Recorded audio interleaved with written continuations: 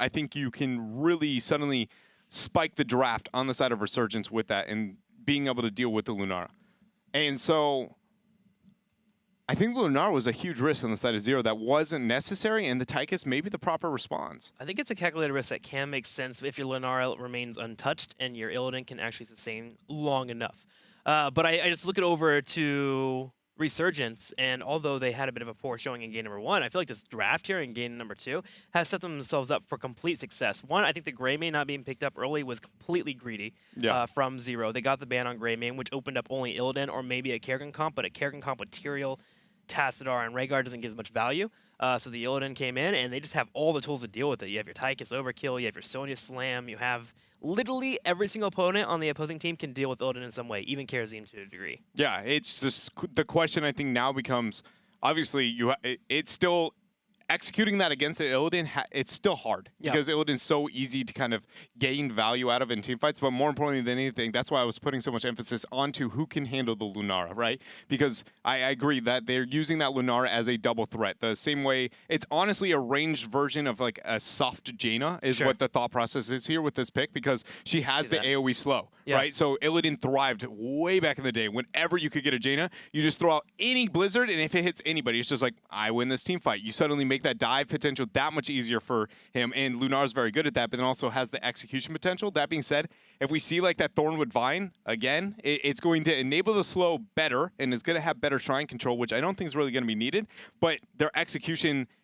their kill potential is going to be so low that I think they're banking too much on the Illidan, considering how much Resurgence has as an anti-Illidan draft.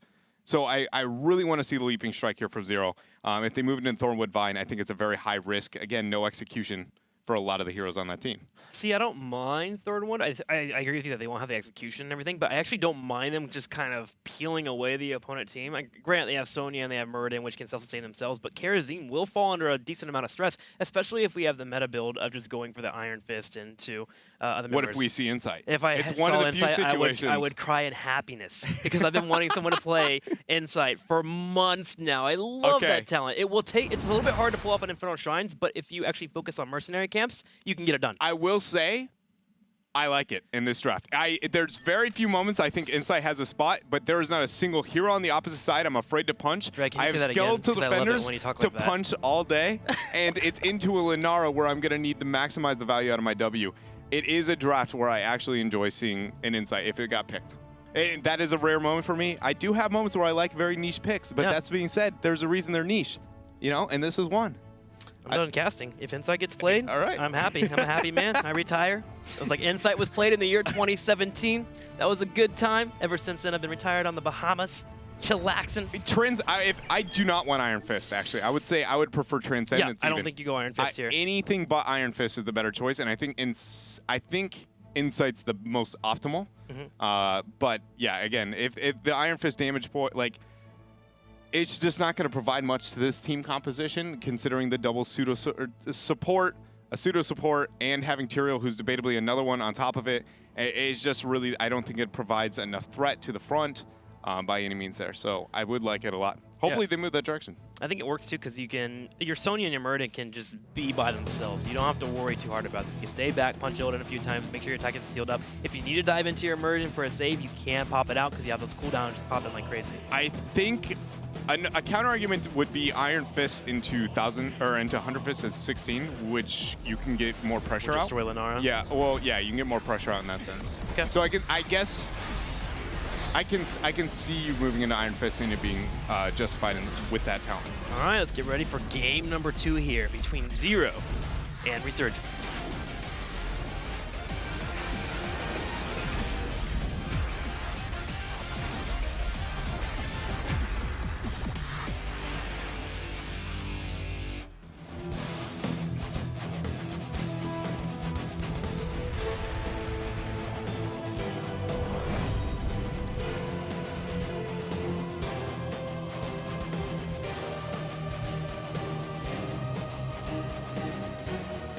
Resurgence about to potentially be knocked out of the tournament here if they do not score a win over Zero on this battleground. Here they are on the far left running a very unorthodox composition, but one that I am excited for, especially with the Tychus' latest changes. To the very far right, Zero will be on the red. They are looking for their second victory in this best of 3 series. Dread, before we get started, who wins? Zero. All right. They have such a easy to run composition in most situations. I don't know. It's very hard to run, and when you really think about it, but it's also Resurgence has the tools to be able to deal with it, but they need to be on point and have very heavy coordination. That's like what Illidan Comp's force is, coordination. And anytime they don't have it, you just seem to slaughter your opponents. That being said, when the coordination's there, suddenly Illidan Comps become viable but really hard. And I think the skill gap is heavy enough in Zero's favor that I see the Illidan Comp just not having that much to worry about. Just working out the win more strategy. I do also believe that Resurgence and their rotations has to be on point and potentially together, because Illidan does excel at getting those pickoffs when you divide and conquer, and Zero's already shown in the past that they can play those type of strategies, especially if you're able to get that Lunar slow and that Illidan chasing. Top lane has some damage already, as Yin Yang is trying his best to deal with the pressure of there. He's low on health. At the same time, in the bottom left, Resurgence doing their best in terms of soak, but Zero already applying their trademark pressure. Yeah, very early on here for them as 6 joins here on the mid. Capricorn going to be chased down. Do they have the damage? Smite? He will have tap, so he's going to be just fine here as Julian comes out with a heal as well. He did move in the Iron Fist, so Rip. the heavy argument into the Iron Fist would be I'm going to deal with Lunar with 1v1s and Illidan later on. Do you 7-sided strike or do you palm here? I think I 7-sided. I think I 7-sided too. Yeah. I agree. I think their Lunara's dot is not bursty enough to be like, I need the palm. Just use your W for the self-sustain and 7-sided to make Illidan fear moving forward. And Lunara, if she goes into leaping strike for the execution we talked about, she's only got 1 charge, suddenly you have kill potential under her if she dives deep. Talking about kill potential. Zero's keeping up too, working those auto attacks. Sonya will be spinning here to stay alive, but CW forced retreat. Oh snap, here's GD. Bringing in the auto attack, Julian on the right side as well. They turn it around though. Resurgence looking for a takedown. Can they get 6? They do. Passive? And Yu is trying his best to survive, and he will spin to win to survive. Yeah, he's going to keep himself up here. In the meanwhile, we do see 13 skeletal defenders picked up. Here's M is going to immolate, be able to pick up a lot of these here. Rhaegar there with the lightning bomb is going to be able to help out. Rhaegar by far the best support when it comes to control onto the shrines, or at least the clear of the shrine itself. We also see him taking the same level before he took in the last game. I like that a lot. Personally, I really enjoy that build, even outside of poison compositions. I think it's just a must in those situations here for Zero. Zero attempting to continue to win. So here is Zappy low on health. Ragnar's trying to work in those Qs. We are going to have Julian working in the heal. 0-6 on the right side. Sonya continuing to chase down. 6 low on health. Julian should be able to get it. No, the grenade connects. Unit at the same time working in his attack at the same time, but one member to one member. Capricorn low on health, and Zero M will secure the takedown. A 2-for-1 trade. And that's a perfect example, I think, of the fear I have of this game is that Zero, it's not even like they ran that pretty. You know, again, every time you have the Tyrael with the Illidan, you want them moving on the same target at the same time. We saw Tyrael diving very deep on his own, and yes, he did end up going down. Illidan isolated on a different target. It's just that they weren't abusing that double pressure that you typically are so afraid of with those two together, and they still were successful. And that shouldn't happen to an anti-Illidan comp that we see Resurgence draft when they're split up like that. Illidan should be killable if Tyrael's not babying and working with him. Well, M not being a baby here, continuing to get with their aggression, jumps on CW. There's the aggression you might be looking for, though, as M jumps in. Big Punisher here. That was a 3-man lead from the Punisher. He's going to be the real MVP here. My goodness. That'll give him force. Yeah, Resurgence staying way too clumped, and Zero is going to be there to be able to get the punish. That is crazy. Normally, whenever you have a Punisher against a multi-core on the first phase, front wall is like at best. That's an optimistic situation. Super optimistic, and Resurgence there loses a fort. Now, they did peel off Sonya at the top, but yes, normally you could put 3 members in a lane and actually deal with the pressure coming your way. Zero, with his hyper aggression, is really paying off as they take a nice, massive level lead. They're about to hit level 8. They're taking Mercenary Camp. Sonya herself attempting to deal with the top lane pressure that will be coming by grabbing their own Mercenary Camps. But Resurgence, man, needs to turn around, and soon. Yeah, they very much need to. And we do see at 7 actually there for Lunara going into the Splintered Spear. it's not only going to help with some of the control on the Shrine itself, but more importantly, if that Q is going to land, it's just going to enable the passive to be on the multiple targets, which is going to increase her ability to prime with the slow onto Resurgence so that Illidan really can thrive. But got a small pause here.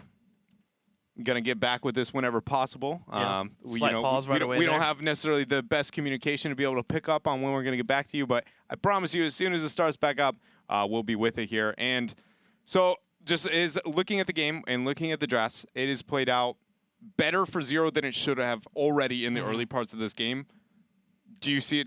Is there a turnaround? I don't know, because every time I look at Tychus, he's half health because he takes 2 auto attacks from Lunara and W because of his slight small range that he just not available to him. I think I need to see Run and Gun a little bit more aggressive if he actually wants to go in for those trades. If not, you need to play more reserved, just because of what the nerfs actually do to you now. You actually can't take those trades against Lunara. So he always uses the Run and Gun as an escape. Just go in there and get that extra range and start actually playing aggressive if you want to play that route. If not, then you're going to have to hold off to level 10. So kind of picking on Tychus a little bit here, but you know, that's kind of how the cookie crumbles nowadays after a nerf happens. Looking over to Sonya, she actually picked up Poison Spear. So they do have some lockdown for to potentially take down an Illidan maybe if they want to get fully aggressive on one member, but landing that Q can be difficult. Yeah, and this is definitely going to be one of the cases we don't see the leap direction. It will be the Wrath of the Berserker. You say that. I don't think we leap here. Like, I was optimistic about one leap, and it didn't end up going down. Then we luckily actually got some of the leap into the Morales, but I mean, into an Illidan composition, you need to be, and on Infernal Shrines, I mean, Wrath of the Berserker is by far the better choice, and there's nobody who is easy to blow up on the opponent's side outside of Lunara. That being said, Rhaegar should have proper positioning to be able to save her, so we shouldn't be fearful of that. So I do think we're going to see Wrath in this case, and it's just whether or not they can deal with the Illidan, and I just don't see it happening. Like, again, even if there is no synergy between 6 and M, I just feel like it creates so much chaos, and it forces so much organization that Resurgence just feels like they haven't shown that it's just hard to put faith in them. Do you think when we get to 10 and Odin potentially gets picked up, I think you laser against Illidan, but if you get Odin picked up, you could have the long range that we need from our Tychus, and he's able to poke down, and then Sonya and Murden can focus on the Shrine phase, and maybe that's the way that we have Resurgence actually handle a Punisher phase? Maybe? Yeah, I mean, it's possible. It very much is going to be possible. It just... Then you have to consider the fact that what if we do see Illidan and Tyrael on the same page? Like, is suddenly Odin enough to be able to deal with that? Because Sonya should be under a bit of pressure herself. Possibly. I don't know. I do like kind of the idea of moving into laser a bit more. That's something that we suddenly have seen drastically drop off since the buffs that happened to Odin a couple of months ago. I'm going to say like 3-4 months ago. Since then, laser has been neglected, but yeah, it should work well into that. And I also think it works decent into Lunara. She can actually rip through it pretty well, but even buying those couple of auto attacks and forcing her to respond to it is going to help not enable the Illidan, and again, if she goes into Leaping Strikes, it allows you to get the trade as long as you place it properly onto your side. She can, if she 100-0s you, you almost 100-0 her. And if Illidan is not getting the heals and Lunara is, you're winning against an Illidan composition. So I think I kind of like that a bit more. But again, it hurts the Shrine control. Yeah, which they may be fine there with their front line already if they can just deal with the pressure, get Murden maybe on Rhaegar, sit him back there. So it all comes down to how aggressive Resurgent wants to play. And so far, even in this early game, it just seems like they just are so afraid to go in for trades. They don't seem to know the potential they have for their heroes in terms of actually getting into fights. They seem to take damage, and they're like, oh, wait, we're losing this. Let's run away. And the next thing you know, that's when Illidan's like, oh, juicy kills coming here. He's able to dive in. Yeah, very much so. The minute the opponents are kind of like, you know, I don't want to be clicking on your side of the map, I'm trying to click on mine. He's like, I'm ready to go. Time to battle, boys. So, yeah, it's going to be, I agree. It's tough. I think Resurgence has put themselves draft-wise into tough positions throughout the tournament that we've seen so far. This one is debatably one of their better drafts considering their opponents, but picked into it. Yeah. Like, look at this draft and say if it was a range instead, maybe. Okay, of course we wanted a gray main, but what if we saw a character comp that was based on just blowing up somebody? I feel like maybe actually Zero would be in a better position because they just win the Punisher phase, and then they just go for hard aggressive phases and go for the Arcane. Instead they go for the Illidan, but if they didn't pick Illidan into this composition, this draft is so linear and so one-sided that Resurgence may have actually been hurt. But again, we'll see how it goes out here, as looks like we're starting to gear up to go back into this game. Now remember, it is game number 2. It's a best of 3 series. We do have Resurgence down 1-0, 2-0. Here we go, into the matchup. Now we are getting geared up for another Punisher phase. Their teams are grabbing mercenary camps.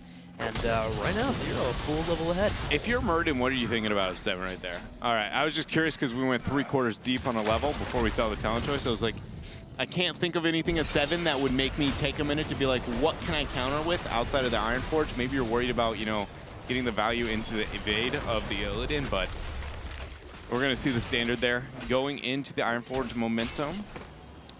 And everything else here looks, you know, nobody taking any creative talent so far. Across the board, still standard when it comes to the Karzim build.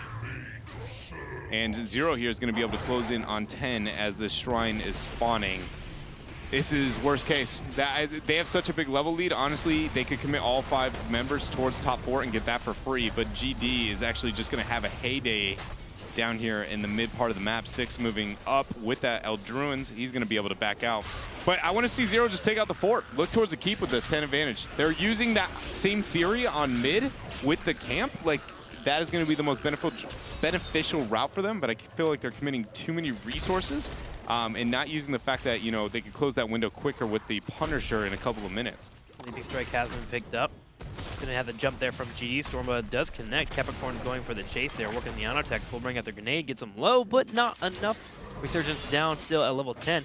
The more I think about it too, the more Lunara feels actually really nice against Ragnaros in particular. He has a very hard time in terms of making the decision of like moving in and going for the engage and bringing out the Q. So before you even have the reaction, if you think about it for a second or two, you have 2 auto-techs on you and you have a Ragnaros down to half health. Yeah, it's a, you know, interesting like dynamic and kind of interplay with those 2 heroes, because you're very correct. Like, that is, you know, what we see good and great. Like, Ragnaros is the difference is where is the positioning to get value out of the Q and everything of the like.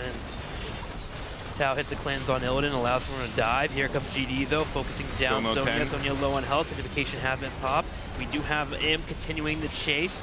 Zappy dead as well, 2 members falling. There is a Murden on the back right that's trying to hold his own. GD will start to work on him. He will be able to jump away, but the 4 is for free. 10 is going to be picked up, and in fact, we do see Palm as a choice for Karzim. The chase here on to CW, 1 leap is going to be used 13 seconds before the next one's available. Good shield to eat some of the damage there, but Tyrael, he's out of mana. So Lunara has to get in the way to be able to confirm the kill, and the Avatar, whether it's necessary or not, is going to be able to allow Resurgence to retreat with Murden's life. I know sending a message feels really, really good, like chasing a Murden across the map, but at this point, if I'm Zero, I think I send the message. Just all day, every day? I'm ready to battle, you know? You saw it on the core. Oh, hang on. Resurgent gets to take down Lunara, though. They answer back. Not necessarily the message you want to be sending. Not the message you want to send. I just chased you across the map and then I died. Yeah. It's actually a little bit worse than that too. You know, giving that secure, like that thought process of a team. You know, because when you, oh man, the Odin uses as well. M's gonna jump away though, straight to Tao. Yu goes in for the engage. Unfortunately, will miss out on the spear. Yeah, that's actually, I think, a 3rd spear that we've seen him not connect this game so far. And if you take Poison Spear into an Illidan, you pretty much have to not miss those to stand a chance. It needs to be a little bit more impactful with those throughout this game. But what I was going to say is I like the, oh man, they're not done. They're going to keep battling here. Constant back and forth. He'll be able to walk away with his Whirlwind. Julian at the same time will be able to dash at the same time. Murden's moving to the middle to grab experience, but Zero continues the pressure. Now grabbing Mercenaries on the left. Red, before we have another fight in the next 3 seconds. Continue your thought. It was just, I don't even honestly know what it was at this point. I was talking about something about the video game. 6 here. As you should. Good job. Retreat. Oh, so man. Smash connects, and that is going to be a pick here. So Zero got to be down a member. Is Resurgence showing some life here? Looking for more. Stormbolt does connect. There is Julian working in the attacks. I remember my point. I'm sorry.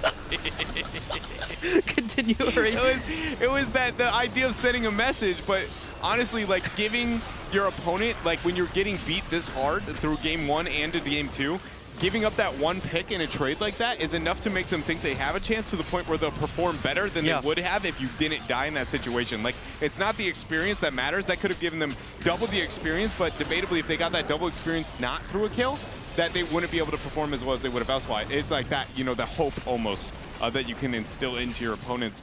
Talking about hope, though, that Molten Core is going to give hope towards the 6 more of the skeletal defenders they're going to need. Missing out on it. CW's going in. They're We're going to have Sonya going for the jumping so straight in. Are they risky. going to spin? They're trying to make the play. We're going to have the Metamorph at the same time. 38 to 37. We're going to have the Punisher moving over to 0. And now Resurgence is being punished heavily, and they have no Molten Core. Big leap from 0. 2 members falling. Yeah, and Capricorn here in the Odin is on the retreat. Same with CW, gets the Dwarf Toss out. Illidan here. Can they get anything else? Lunar will be able to get a slow. Capricorn's the target that's going down. Oh, he's dead. Can they get Jillian as well? No, not today. And now 0 here, just full control. Bottom 4, mid 4, and top all are going to be gone. Closing in on that 15, and this should be a keep wall as well. They don't have Sync, so they can't dive that well, but they do have Ancestral and Meta, so to be honest, it's very likely they could get 1 to 2 picks and still get the keep here, even though it is only 11 minutes in the game. Sides walls out, they're gonna go in here.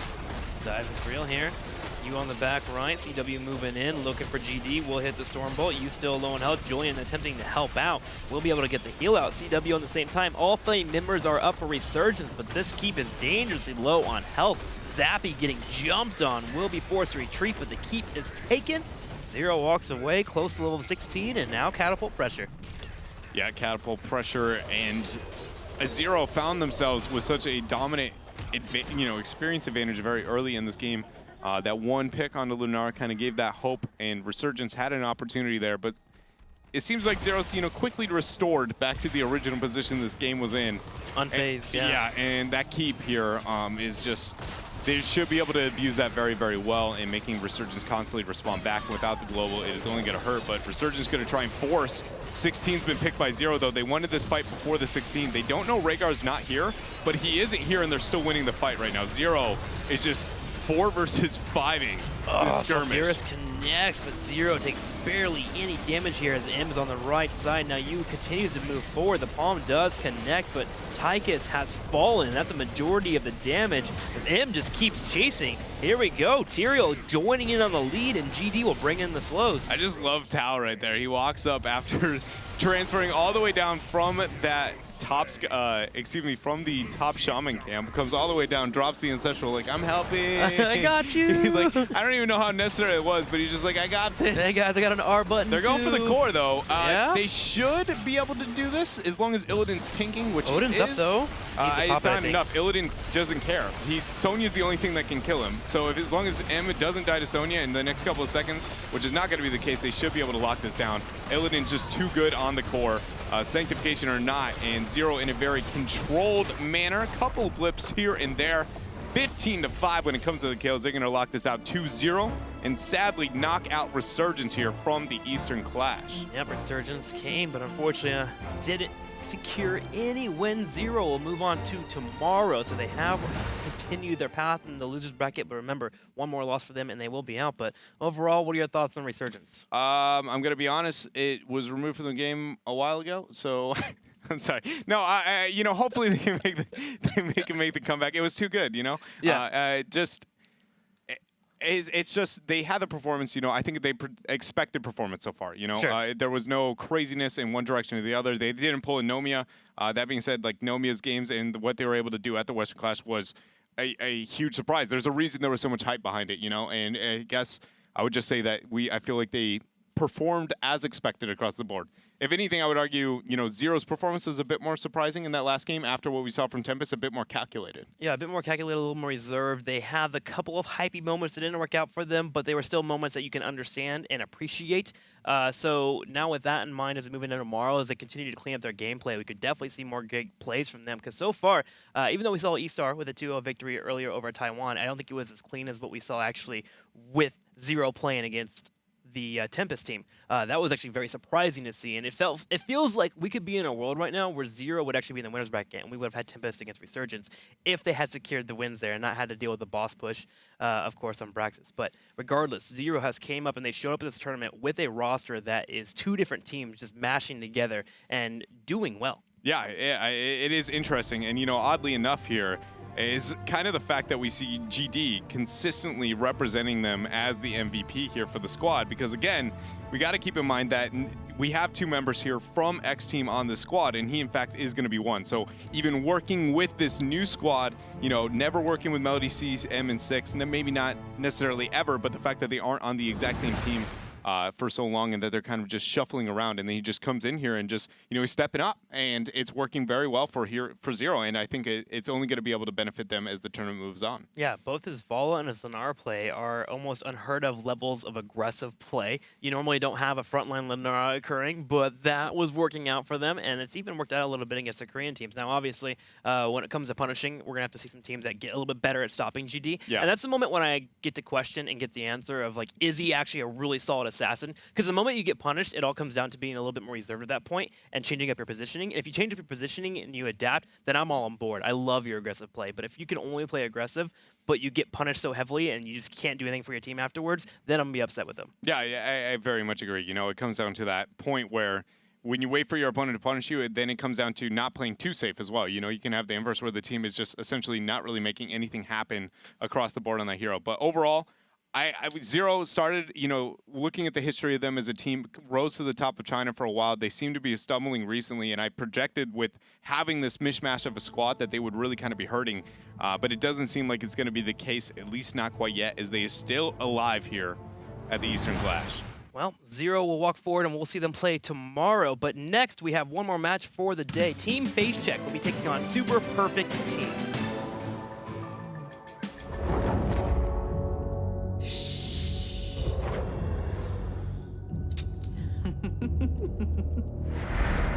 Orphaned as a young child, Valera Sanguinar has led a life of hardship and adventure. She forged iron bonds of friendship with Brawl Bearmantle and Varian Rin while fighting alongside them as a gladiator. Even after becoming Varian's advisor and bodyguard, she held on to her independence, which she still maintains as a member of the secretive Uncrowned. Now in the Nexus, Valera is loyal to neither the Horde nor the Alliance, but to her friends and herself. Valera is a quick and deceptive assassin who strikes from the shadows with deadly combo attacks. Valera uses energy instead of mana to cast her abilities.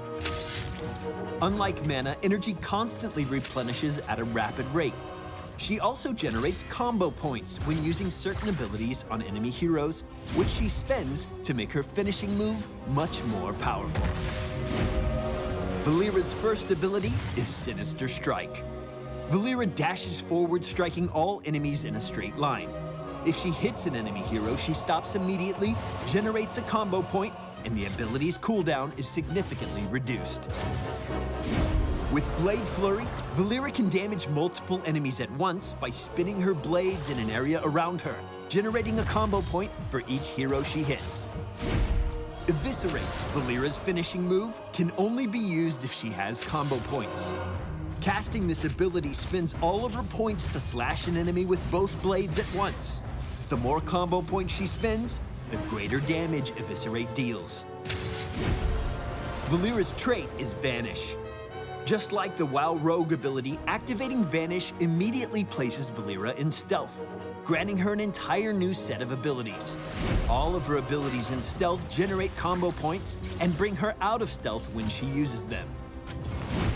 Ambush is Valera's signature combat opener, stabbing an unsuspecting enemy with her daggers for heavy damage. If you need crowd control, Cheap Shot allows Valera to stun an enemy while also dealing a small amount of damage. Garrote is a particularly vicious opener.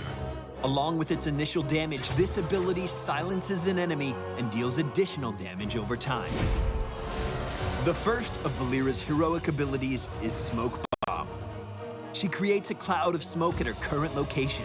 As long as she remains in the cloud, she takes reduced damage and can't be revealed, even while attacking and using her abilities. When using Cloak of Shadows, Valera shrouds herself in darkness and becomes unstoppable. Valera also takes reduced ability damage and clears herself of all existing damage over time effects.